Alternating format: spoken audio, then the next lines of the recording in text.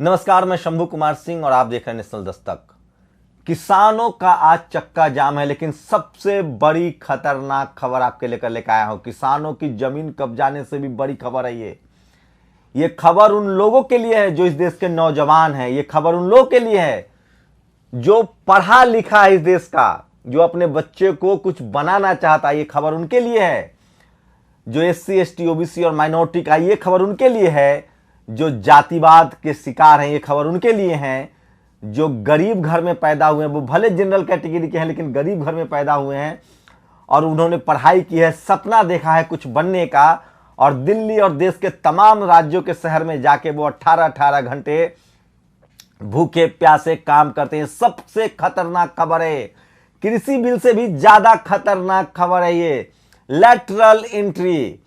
अब मोदी सरकार, पहले उन्होंने 10 IAS बनाया था बिना परीक्षा के, अब वो IAS ही नहीं कैबिनेट सेक्रेटरी बनाने जा रहे हैं। जो IAS जब आप बनते हैं और IAS बनने के बाद 30 साल जब आप नौकरी कर लेते हैं तब आप कैबिनेट सेक्रेटरी बनते हैं। मोदी सरकार ने पहले 10 बनाया था जिसमें मनोज वाजपेयी के भाई थे। अब वो 30 लैटरल एंट्री बनाने जा रही है। और सबसे बड़ी विडंबना देखिए, इसका प्रचार पता है कौन कर रहा है कि हम 30 कैबिनेट सेक्रेटरी बनाने जा रहे हैं IAS से ऊपर। ये निर्मला सीतारमण ने अपने ट्वीट करके ये प्रचार कर रही हैं। तो सोचिए, उसमें आरक्षण का कोई प्रावधान नहीं है। तो मैं इस देश के तमाम SC ST OBC और माइनॉरिटी के उन लोगों से जो अभी कलेक्टर बने हुए हैं, IAS बने हुए हैं, जो सरकारी नौकरी में है, चपरासी से लेकर तमाम पदों पर हैं, ये गरीब मजदूर लाचार के लिए खबर नहीं है जो सब्जी बेच रहा है, ठेला बेच रहा है, रिक्शा बचाइए। इस देश के वो तमाम SC ST OBC माइनॉरिटी के लोग जो शहरों में आ चुके हैं, जो नेता हैं, उनके लिए बता दूं, जिस तरह से अभी 89 IAS बनाए गए थे। हर साल 80 से 100 IAS घोटाला होता था, लेकिन उसके बाद भी SC के ST के OBC के रिजर्वेशन मिलता था और वो IAS बनते थे, IPS बनते थे, IRS बनते थे। अब सीधे सरकार लैटरल एंट्री, इंटरव्यू के जरिए, अब बताइए इंटरव्यू के जरिए कौन होगा। तो RSS ने अपना एजेंडा साफ कर दिया है। किसानों की जमीन से भी बड़ा घोटाला होने जा रहा है। देश को लगभग कैद कर लिया गया है। बिना परीक्षा के जज बनाए जाते थे सुप्रीम कोर्ट, हाई कोर्ट में। अब कैबिनेट सेक्रेटरी वो शख्स होता है जो इस देश का भाग विधाता होता है। वही नियम कानून तय करता है, वही सारी योजनाओं को इंप्लीमेंट करता है।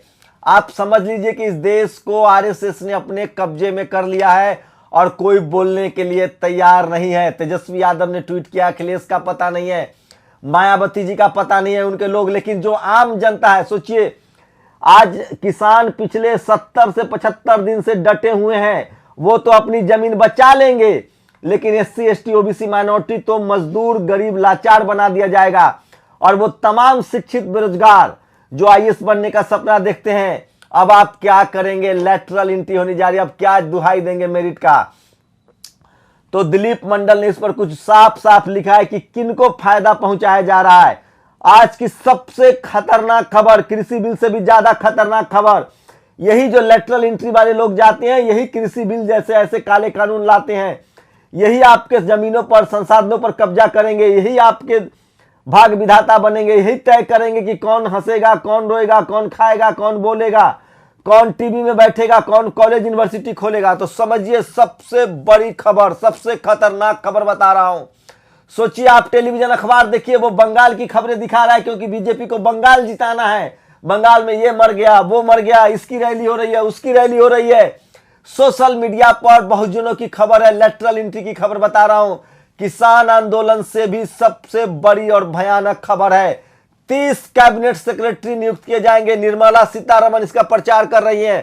तो आपको तय करना है कि आपके बच्चे मजदूर बनेंगे या सड़कों पर आके आपको डेमोक्रेसी बचाना है, लोकतंत्र बचाना है। सारी सरकारी नौकरियों को इस सरकार ने लगभग खत्म कर दिया है। एयरपोर्ट बेच दिए जा रहे हैं, रेल बेच दिए जा रहे हैं, LIC बेच दिया जा रहा है। तो सरकारी नौकरियां खत्म हो जाएगी। एक IAS की नौकरी थी जिसमें रिजर्वेशन भी लागू था और जिसका एग्जाम होता था, उसमें भी बेईमानी होती थी। लेकिन अब साफ साफ तय कर दिया गया है कि लैटरल एंट्री से कॉन्ट्रैक्ट बेसिस पर IAS बनाए जाएंगे, कैबिनेट सेक्रेटरी बनाए जाएंगे। तो आपको तय करना है कि आप क्या चाहते हैं। मेरी जिम्मेदारी थी एक पत्रकार के तौर पे कि आपको बता दूं आज 6 फरवरी है, चक्का जाम है, लेकिन उससे भी खतरनाक खबर है। अगर आप अपने बच्चों को आईएएस बनाना चाहते थे, पीसीएस बनाना चाहते थे, अगर आपको लगता है कि अब कुछ बचा है इस देश में, तो आप तय मानिए सब कुछ खत्म हो गया है। और यही लोग जाके चुनाव आयोग में बैठेंगे, यही लोग सुप्रीम कोर्ट का भविष्य तय करेंगे, यही लोग तमाम इंस्टीट्यूशन में जाएंगे। और सोचिए ये लोग क्या तय करेंगे जिसको सरकार, अच्छा बताइए इस देश की सरकार कितनी ईमानदार है। जब लेटरल इंटरव्यू के जरिए बनाए जाएंगे तो वो कौन लोग होंगे ये आप भली भांति समझ सकते हैं। मैं फिर कह रहा हूं, बीजेपी के मंत्री जो एससी एसटी ओबीसी के, चाहे वो नित्यानंद राय हो, चाहे थावरचंद गहलोत हो, चाहे वो रामदास अठावले हो, इनकी हैसियत नहीं होगी कि ये अपने समाज का कोई कैबिनेट सेक्रेटरी रख ले। तो सब कुछ तय हो चुका है। इसलिए मैं सोशल मीडिया पर क्या चल रहा है मैं चाहता हूं कि एक बार आपको बता दूं। सबसे ज्यादा ट्रेंड चल रहा है चक्का जाम। आज चक्का जाम और लेटरल एंट्री, ये देखिए आज की सरकारी घोषणा, फिर मोदी सरकार लेटरल एंट्री से अफसरों की नियुक्ति करेगी। आप लोग करते रहिए कंपटीशन की तैयारी। ये दिलीप मंडल ने पोस्ट लिखा है, मैं बैक टू बैक उनके पोस्ट पढ़ा दूं, आप हिल जाएंगे। सबसे ज्यादा लिखा है उन्होंने, आप लोग करते रहिए कंपटीशन की तैयारी। सरकार युवा विरोधी है, एससी एसटी ओबीसी विरोधी है। ट्विटर स्टार के लिए अभी सभी मित्रों को बताएं, स्टॉप लेटरल एंट्री। तो सबसे बड़ी खबर बता रहा हूं मैं इस समय की, सब कुछ बर्बाद हो चुका है। देश लगभग गुलामी के दौर में प्रवेश कर चुका है। आईएएस की सीधे भर्ती इंटरव्यू के आधार पर करने जा रही है सरकार। आप कुछ नहीं कर पाएंगे, आप देखते रह जाएंगे। और मान के चलिए कि एससी एसटी ओबीसी को कुछ भी नहीं मिलने वाला है। अब आपको तय करना है कि आप अपने घरों में बैठे रहेंगे या जिस तरह से किसान अपनी जमीन बचा रहे हैं, क्या इस देश का बहुजन एससी एसटी ओबीसी माइनॉरिटी के नेता सर को पढ़ाएंगे, जनता सर को पढ़ाएगी। मैं सारे के सारे आपको बता देता हूं, जो दिलीप मंडल ने सारे ट्वीट किए हैं आपको समझना पड़ेगा। दिल्ली सरकार के समाज कल्याण मंत्री राजेंद्र पाल गौतम को ने साफ साफ ट्वीट किया है, ये संविधान का उल्लंघन है, संविधान में पर्दत आरक्षण की अवहेलना है और वंचित वर्ग के अधिकारों को छीनने जैसा है। यूपीएससी की तैयारी कर रहे छात्रों को अब कुछ नहीं मिलने वाला है। तो सीधे सरकार जा रही है। देखिए निर्मला सीतारमन ने इसका प्रचार किया है, निर्मला सीतारमन इसका प्रचार कर रही कि आइए इंटरव्यू दीजिए और बन जाइए आईएएस। तो ये सबसे बड़ी खबर आपको बता रहा हूं, लेटरल एंट्री के जरिए आपको बता दूं कि आईएएस की भर्ती होने जा रही है। अब आपको तय करना है कि आपको क्या करना है। तो आज 2 ट्विटर पर ट्रेंड हो रहा है, इंडिया सपोर्ट चक्का जाम और स्टॉप लेटरल एंट्री। सरकार को ब्राह्मण बनियों को देना है, देने के लिए कहां से लाएगी? संसाधन तो उतने ही है। मुसलमानों को बैंक लोन नाम का मिलता है, सरकारी नौकरी में वे वैसे ही कम है। मुसलमान अपने और अपने अल्लाह के दम पर चल रहे हैं, तो बच्चे आप यानी एससी एसटी ओबीसी आपकी ही काटी जाएगी।